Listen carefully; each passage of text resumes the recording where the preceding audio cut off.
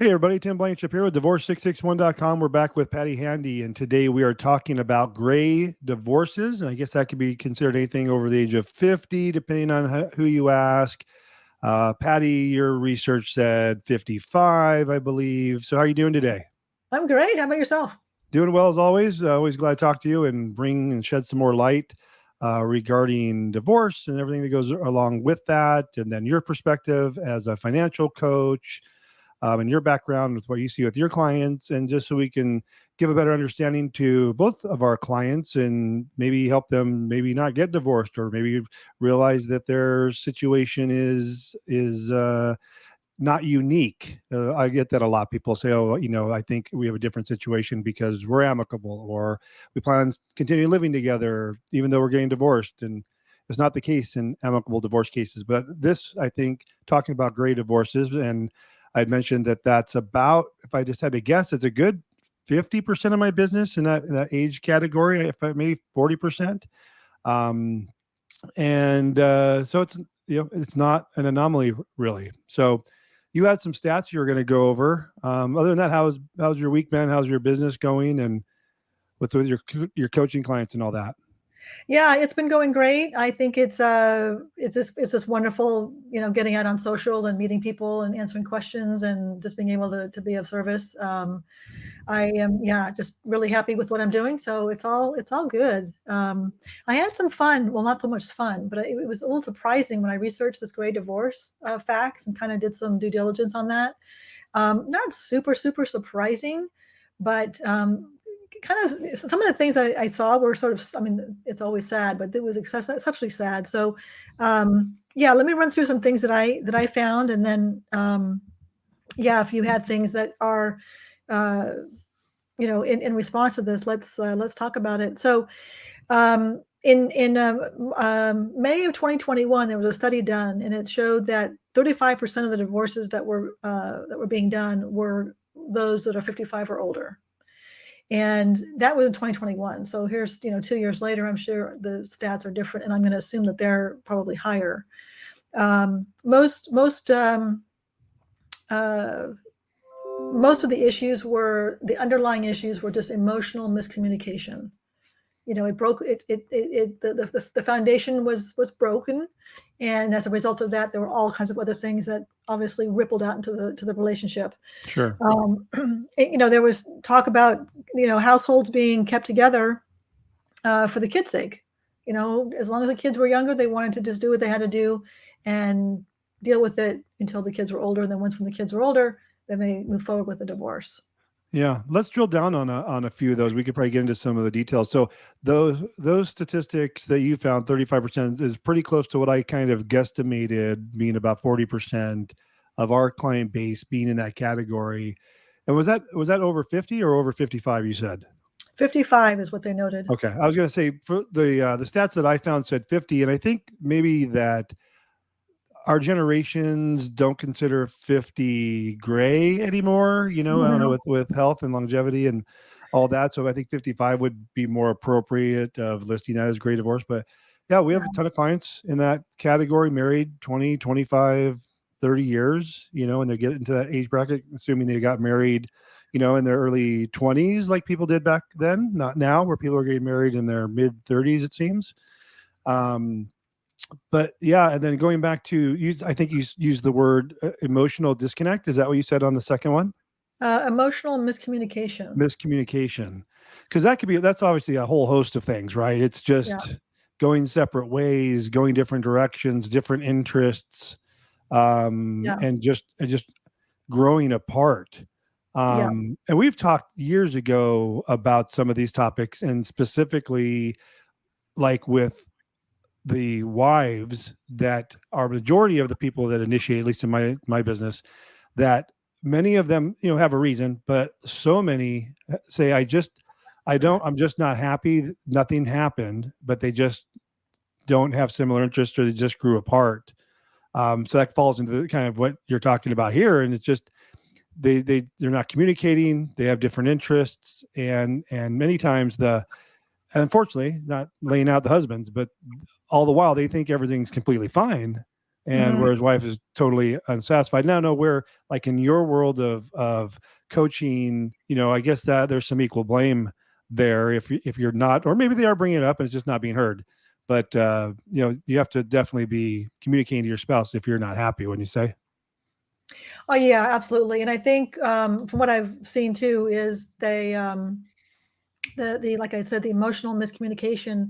The women tend to want to try to communicate and work through things and have therapy and sort of process this. And some of the stuff that I read online was that men just shut down and they just isolate, or they just don't feel the need to communicate. That everything, like you said, is everything's okay. Meanwhile, there's resentment building up, there's anger building up on her part. And to your point, what I did find is that 70% of the divorces were initiated by the woman, and the men were just like, wait a minute. So it kind of comes down to that foundational piece, as far as that I found was, yeah, that was a miscommunication, which then, of course, rippled into several other things. So I found that 75% was a result of lack of commitment.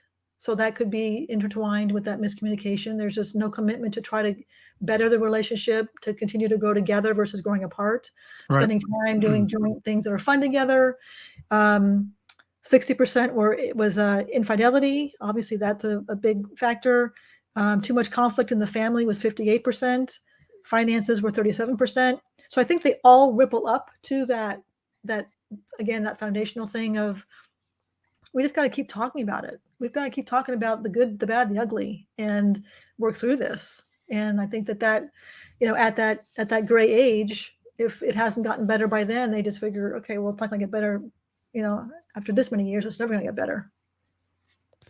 Yeah, for sure. I'm just reading some of the research I did that goes in with that. It says, according to a study by the Pew Research Center, the divorce rate for adults age 50 and older has roughly doubled since the 1990s and tripled for those age 65 and older. So that's Hmm. interesting that it's not, if you get past that 50, it's not like a business where, I forget what percentage of businesses go out and you're out of business, and the businesses go out of business in like year 1, year 5, year 10. There's all Mhm. these stats, right? Right. And with each year, with each, as it gets older, the business gets older, you're at more risk of of losing the business. So that seems kind of similar in this, because you think, I mean, just if you just off the top of your head, okay, you made it to 65, and I know you had some other facts about why maybe people, some selfish reasons people might want to get out of the divorce at that age. Talk about the caretaker thing, but at 65, you think you would just, or want to just settle in and ride it out? I mean, obviously, if it's bad enough to have to divorce at that age, and obviously people do, saying that it's tripled. But I mean, to start over at 65, that's a tall order.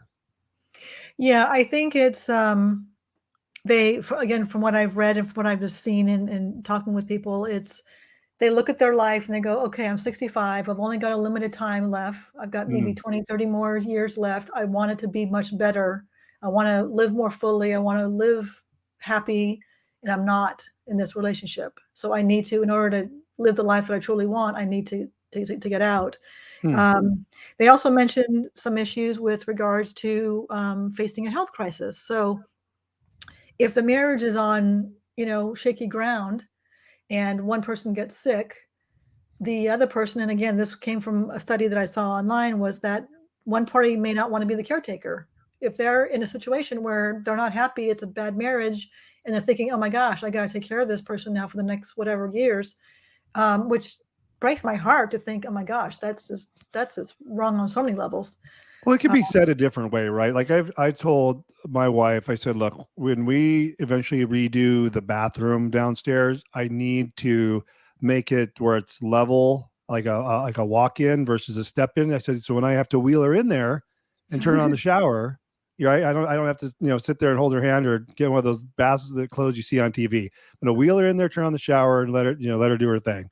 Also with the bedroom, we have a downstairs bedroom that because we have stairs, and I hate that. I wish we had a single story. But mhm. if we make it that long and get that far, and to a point where we can't get up the stairs, we got to have plans. Yeah, that's good. Good for you. That's going to keep a wife happy. That's the way it should be, for Yeah, because sure. our kids already said they're not doing it. They're not taking care of us. So We're in trouble there. You're on your own. You're on your Yeah. own. Going back And, to the age regardless of, so according to the National Center of Family and Marriage Research, a median duration of marriage that ends in divorce of couples age 50 or older is 21 years. So that mm, would put them married at 25, 45, 55, something like that. Um, or 20, 22, so if something like that. they're We were saying, yeah, early if they're 20s. yeah, Yeah. if they're 50 and they're married 21 years and they're 29-year-old Yeah. getting married. Yep. Yeah. Yep. Which is relatively older. That's actually shorter marriage than I thought as far as length of marriage. Well, it did say median. So I think that's, Mm, I forget how it's median. And so it's like where half are above and half are below. I forgot how they come up with a median, but I think mm. it's not necessarily the The average. average, yeah. Yeah. Yeah. And you had said something earlier I wanted to go back to. It'll probably come back to me, but what else did you have? So facing the health crisis, and this is maybe what you were thinking. Yeah. So Yeah. the one spouse said, I don't want to be the caretaker, but there's also the flip side that the one spouse who was not doing well or facing this health crisis said, you know, gosh, I just need to focus on myself. I need to focus on getting better. I need to focus on living a fuller life and facing the reality that they're not well. And yes, they don't want to do it alone per se, but they need to focus on themselves. They need to focus on themselves physically, mentally, emotionally, and being in that marriage wasn't helping them, which I also found. And again, I think that the underlying issue again is that the marriage wasn't healthy in the first place. If they're facing a crisis, a health crisis, and they want to be, separate from this person. See, and I think, I just had a conversation with a gentleman yesterday who called and who his wife out of nowhere, I think they're married 8 or 10 years, said she wanted a divorce, but gave a reason like that. And his thing was, look, I don't want to be divorced. And in his case, we were talking, we talk about how the men don't necessarily want to do therapy or counseling. He did want to because he didn't want to give up on the marriage, but that it was confusing to him because he was getting those types of answers and not Yeah. like because you did X, Y, or Z, but more of it's, hey, not you, it's me issue, Mm. which leaves him in with no ability to make any corrective action. So I think that's how would you sum that up as like kind of like a not really the reason. You don't want to say the reason, so you say it's this, and it's kind of so just non-specific.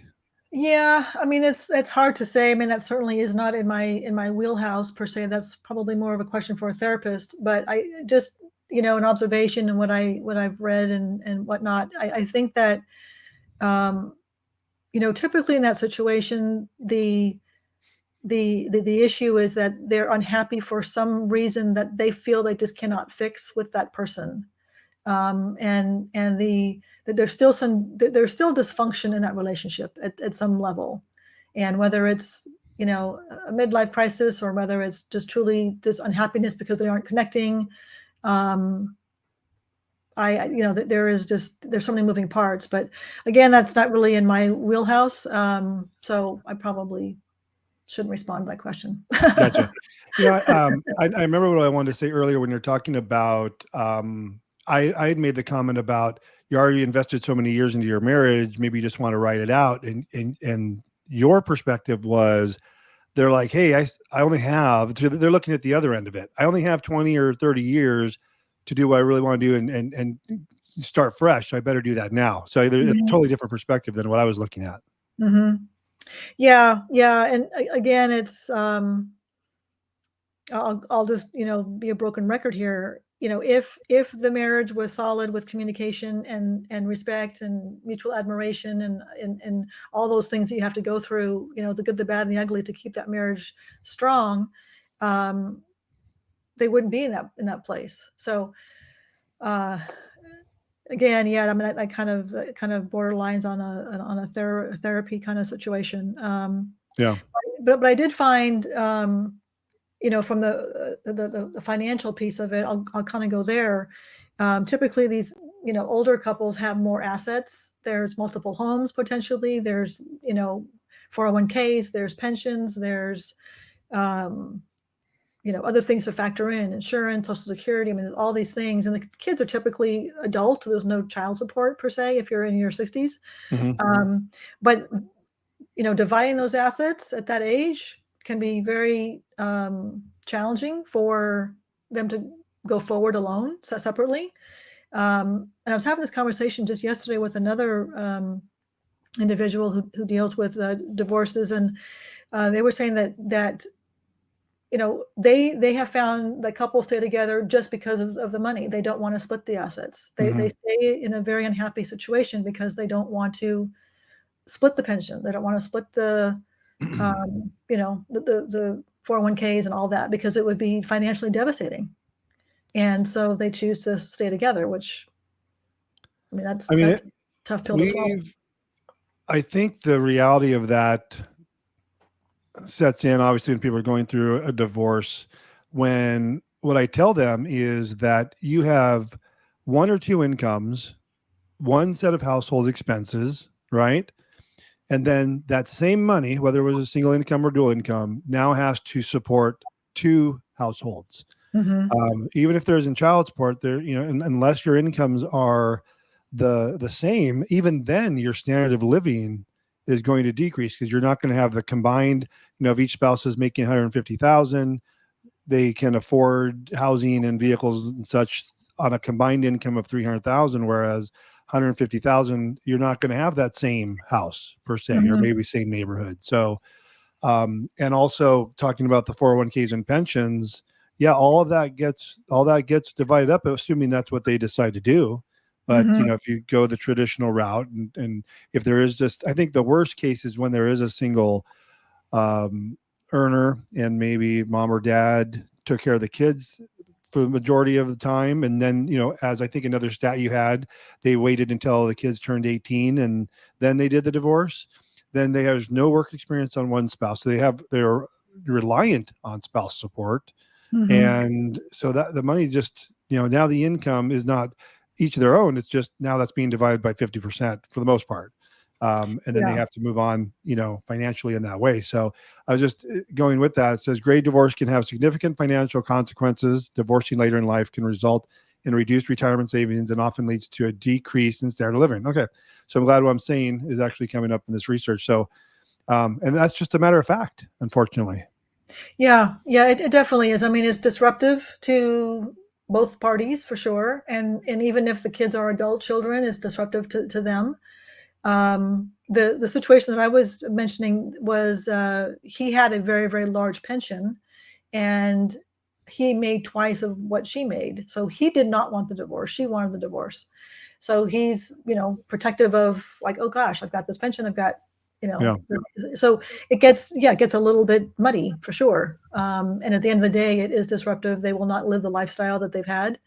Um, and they've got to just determine, if that's where they want to go, or part ways and start over. Yeah. Yeah, for Definitely a sure. big call. This was interesting. This says gray divorce can also have negative health consequences. I wonder if you had any heard anything about that in your research. Studies have found that divorced individuals have higher rates of chronic health conditions such as heart disease, diabetes, and depression. I mean, I guess I could see the depression. It wasn't something you wanted to do, you were on that end of things. But I don't know how the chronic health and heart disease and diabetes. I mean, if you're depressed, you start eating bad, and that leads Yes. to the health Yeah. So conditions. what I had seen was that, and I saw this stat actually just today. 70%. No, what was I forgot the stat, but it basically was saying that loneliness is almost worse for you than smoking a pack of cigarettes a day. And the loneliness that happens when you're now living on your own, even if you're the one who said I want the divorce, they're not having that socialization, they're not having that community, and that creates, yeah, you're sitting on the couch eating worse, you're Okay, just I can see that. self-sabotage. And so, yeah, you start to have all these issues, and depression and suicide, not suicide, depression and anxiety, I should say, that sets in, and this is a little bit of a tangent, but those that are retired and don't have a thing to do and get out of bed for and a purpose in their day, that becomes an issue for them, married or divorced, and that creates the anxiety and the depression because there's just that um, isolation, and that's really very real in a situation where there's a divorce and their own, on their own.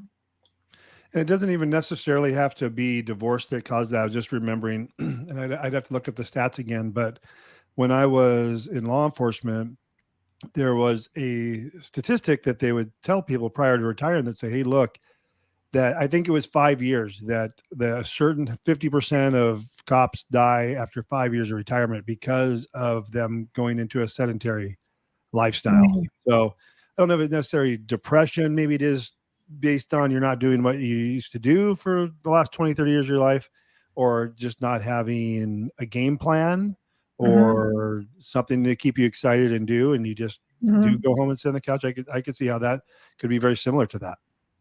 Yeah, yeah. The studies that I had, and I cover this a little bit in my course, is you've got to have a purposeful life. You've got to have a purposeful retirement, even more so because that's typically where you are going to be alone.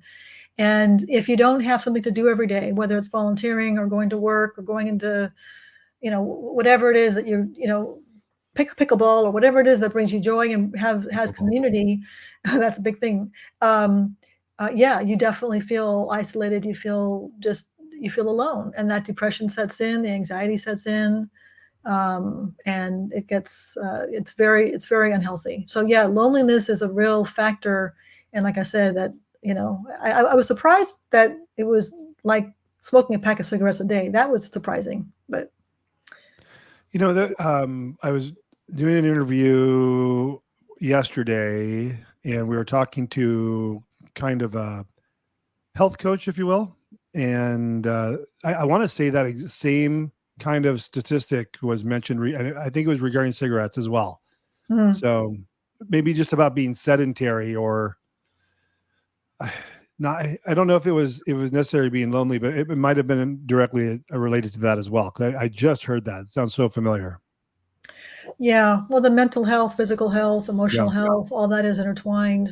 And if you're, yeah, it's all part of who we are as humans, right? Yeah, for sure. You had, I think one of the other things you had to talk about was staying married for the sole purpose of, I'm sorry, staying married for the sole purpose of waiting until your kids turned 18 to kind of keep that continuity, the family Mm-hmm. going. And on my end of things, we've certainly had people that have held out for that purpose, for better or for worse, but they did it for Mm-hmm. the family. Mm-hmm. Um, and I don't know on whose end it was hanging in there. Were they both hanging in there for that? But stayed in the marriage, kept it together, and some for a very long time. Like we're talking, they knew when the child was 8 that they would get out, but for wanting to keep the continuity of the marriage until they turn 18. So that's a long time to hang in there. Mm-hmm. And I want to get your opinion on this. If you know people have done this, I want to say that the people that they said they did that on the kind of, I would say extreme cases of hanging into the marriage that long, is they said if you one lady told me if you have people saying they're thinking of staying in the marriage, tell them it's not worth it. Any opinion or feedback on that comment Yeah, or in I general? don't have firsthand knowledge of that, but in just observing, friends and just hearing the world, um, more times than not, the kids understand what's going on. They know mommy and Mm, daddy's aren't happy. They know. I mean, they see the tension. They feel the tension. They feel they hear the arguments, and it becomes an unhealthy environment for the kids. And oftentimes the kids say, or they're more comfortable or not comfortable. They're more they become more acclimated to it if there's a divorce than we as parents realize. Now, I can't say from firsthand knowledge. I was divorced when my son was 18 months old, and he was too young to know what it was like having dad at home. mm. So I can't speak on that, uh, firsthand knowledge. Um, but I guess it depends on the circumstance. If the kids are, you know, based on age, based on where, what schools they're in. If that doesn't mean you got to disrupt the kid's school and move them out, or, there's so many moving parts to that, and there's so many factors to consider. But I think what people don't realize is typically that the kids know more than we think they know. Yeah, I would agree with that. Are you, and part of what you're saying, were you suggesting that you think since they would know and they are seeing mom and dad fighting and they are kind of aware of what's going on, that that may not be necessarily better than just separating and divorcing? Do you think that because they know, do you think there's any benefit to them staying together? Just a personal opinion. Yeah, I guess the big answer is to a lot of this is it depends. yeah, it really does depend, because if you've got a teenager, young teenager, and they know that mom is miserable or dad is miserable, or whatever, you can talk to them and say, look, mom and dad are just having issues, whatever, and we've decided that we're going to live separately. We both love you, and you will see both of us. We're both involved in your life. That will not change. Whatever that conversation is, that kid will adjust just fine. If you're dealing with a 5-year-old and a 6-year-old or something, and they've lost that foundation, that is a different story. So yeah, I mean, there's so many variables to that. It's really hard to make a blanket statement. My heart goes out to those. I mean, it's not fun when there's kids, and regardless of the age, I think the older the kids are, the easier it is, because they understand, or they can process the whole thing, and know that they're solid in their understanding of mom and dad's love for them. But yeah, it's hard to certainly make a blanket call on that. It's sad all the way around, and I would just encourage as much Yeah. therapy or counseling or work as possible before you go down that road. So I'm just looking at some more of these statistics. We were talking earlier about, the median length of marriage, 21 years when couples are age 50 or older. That I think it was 35 to 40% regarding how many, like what percentage of people are filing for divorce over age 50 or 55. I think your stats were. And here's another one. So you're never safe, I guess, with this. It says, interestingly, gray divorce may be more common among couples who have been married for a long time. A study by the National Center of Family and Marriage Research found that divorces amongst couples who have been married for 40 or more years increased by 15% between 1990 and 2015. So a little bit older timeline on that statistic, but I wonder why that is increasing at the 40-year mark. Do you think because earlier you're saying they have more time these days. We're not dying at 60. Well, not all of us, but there might have 10, 20 more years ahead of them. What it made me think about when reading that is, if in your coaching, are you seeing that, or just people are you seeing a difference between couples who have both spouses working versus what I don't even know if we'd call traditional anymore, where like when I grew up, mom didn't work, dad worked, and their relationship worked out fine. But I think sometimes there's a disconnect with the husband comes home from work, he's exhausted, just wants to take take his shoes off and I don't know, have a beer, go on the couch. I know that doesn't sound like the right thing to say, but not putting everyone in that corner. But doesn't want to be messed with the kids, or doesn't want wife to like jump with all her problems. But at the same time, mom's been home with the kids all day in these traditional relationships, right? She's exhausted. She's been dealing with the kids. She just wants to. Why does my wife keep watching the Housewives? She just has it on the background. It drives me crazy. She's not really watching. She's working, but she has it on in the background. But have you seen anything or any research on that regards to difference with both spouses working versus, I guess we'll just call it the prior traditional approach to marriage?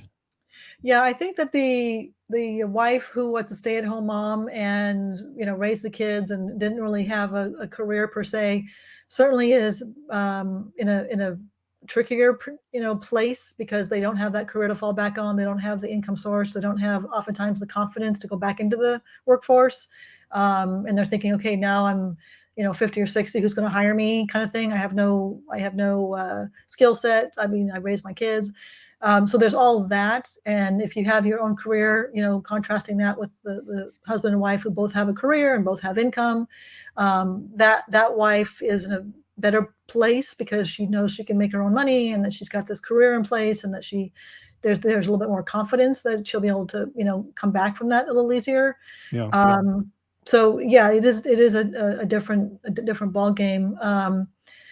One thing that I'll note here, I'll just pivot a little bit is if in fact this does turn to a divorce and you've got to have some help from a team member, aside from you, Tim, I would search out a certified divorce financial analyst, which will help you. It's a CDFA basically that will help you kind of work through the numbers aspect of things, and they are specifically trained in that. So we would, I would suggest that you have that person help you along the way if there's any, especially if it's a more complex estate that you're dealing with, several homes, and like you said earlier, the pensions and the 401ks and the various retirement accounts and whatnot. There's a lot of moving parts with that. Have somebody help you with those numbers and make sure that that's comfortable for all. So Yeah, as much as sure. you can minimize the financial impact moving forward. Yeah. There was a video done by an attorney I saw, call it 5 or 6 years ago. And it was a female attorney.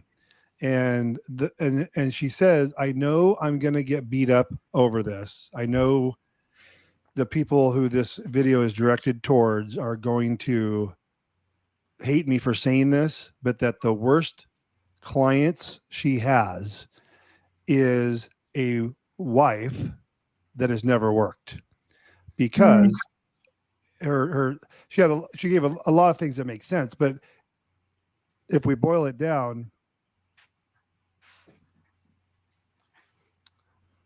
my screen just totally went blank. But if we boil it down, I don't know if you can still hear me. Yeah, I can hear you. Okay. Yeah, my whole screen just went black. So I looked down. I thought the computer went off entirely.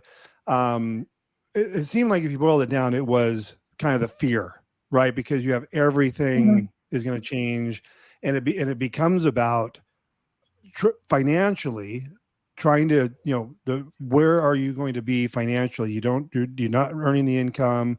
So it's more of it's more of fear based. And I would tend to agree with what she said. And she gave a lot more rationale behind why she felt that was. But when I was working for a law firm 12 years ago, before doing this, those were some of the most contentious cases, because the women majority of the time that were not working were, coming to the attorney saying, hey, I need you to get every penny I deserve out of this marriage. Yeah, I definitely see the fear piece of it, and it just is like, and I'll also add that typically the husbands took care of the money and they took care of the investing and all the financial piece of the household. So she also had that There going goes against her. for your coaching program, right? That's why it's so important. Exactly. So that's who I definitely speak to. But the lack of financial confidence, lack of financial understanding, it being very intimidating.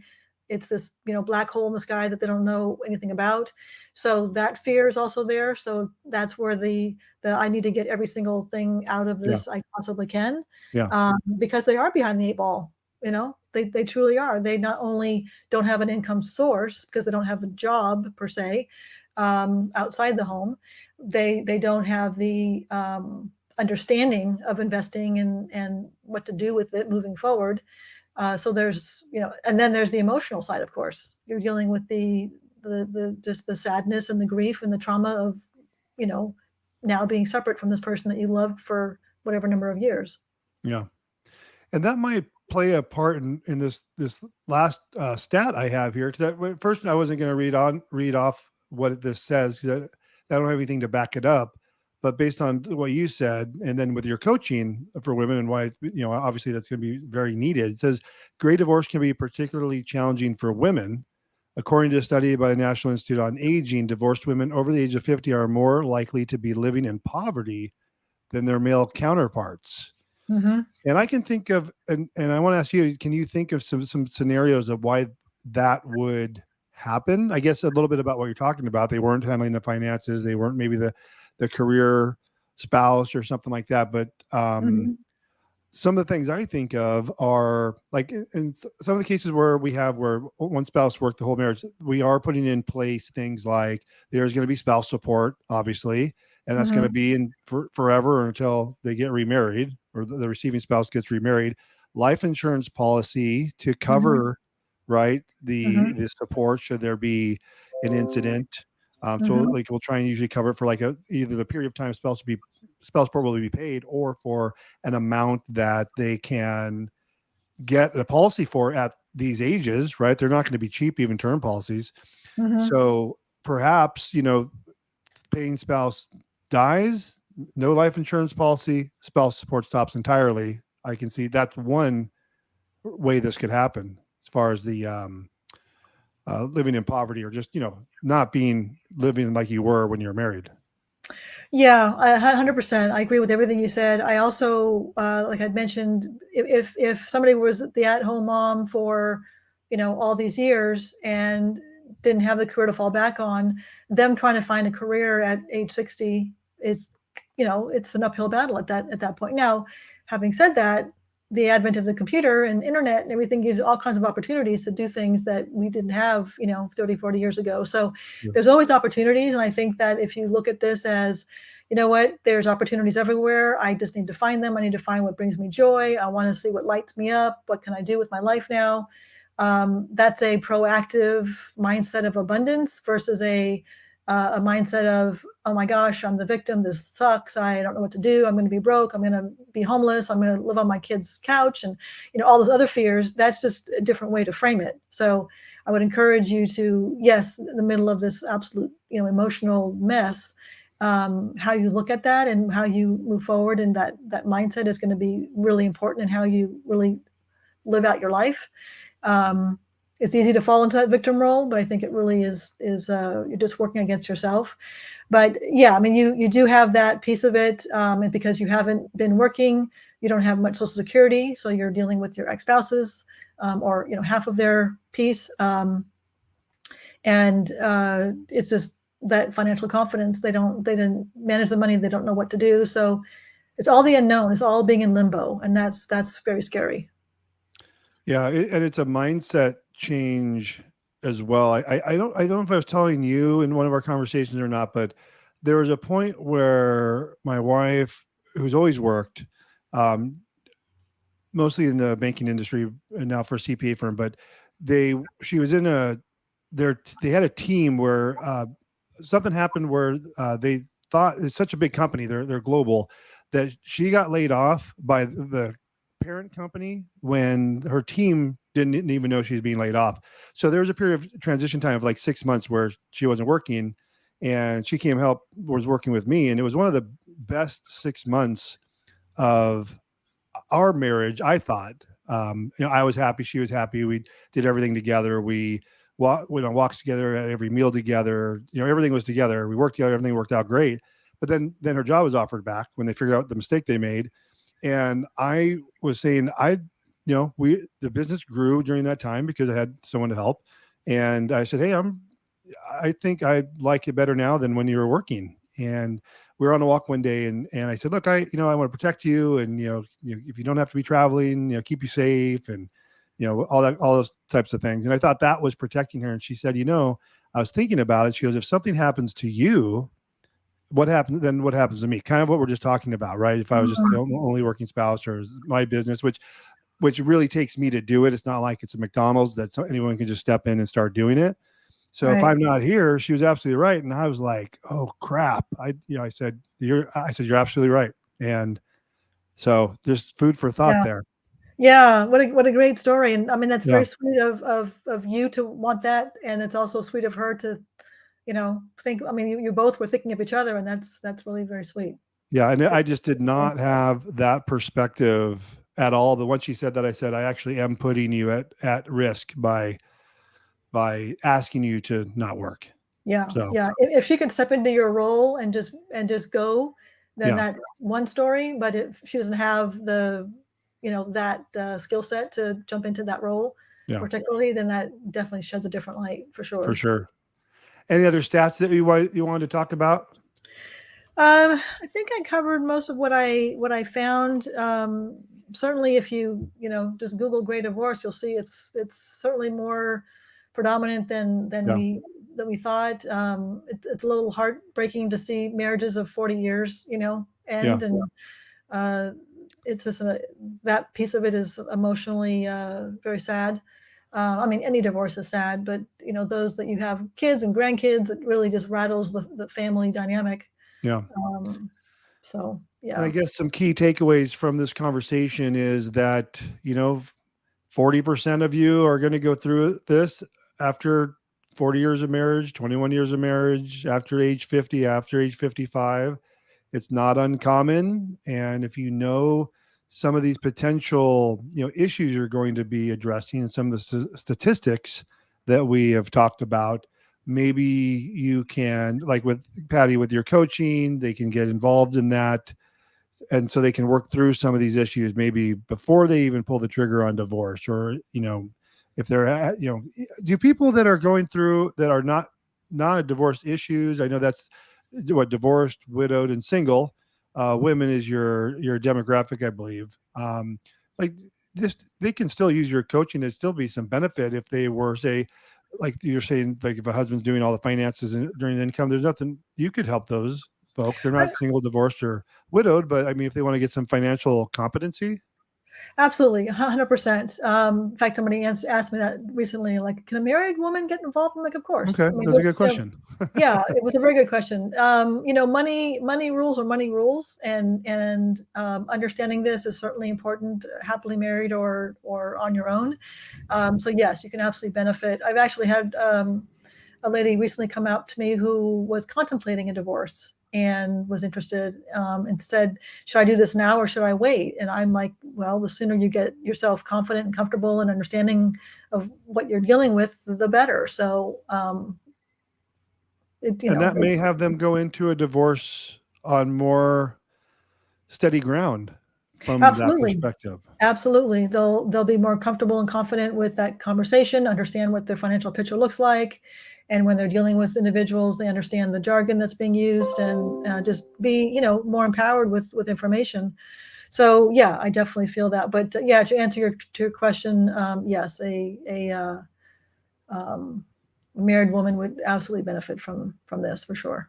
Very good. Well, always good talking to you, Patty. I think we've covered Likewise. Yeah. our talking points. If you guys are watching, my name is Tim Blankenship, divorce661.com. I handle amicable, affordable divorce cases in California, and you can reach me at divorce661.com. And Patty, how do they get a hold of you? Yes, best way to get a hold of me is go to mindinghermoney.com. Minding is MINDING, hermoney.com. And there's a free download roadmap that you can use, that I use for my program. And then reach out to me via that page if you have any questions. Very good, Patty. We'll talk to you next time. All right. Thanks, Tim.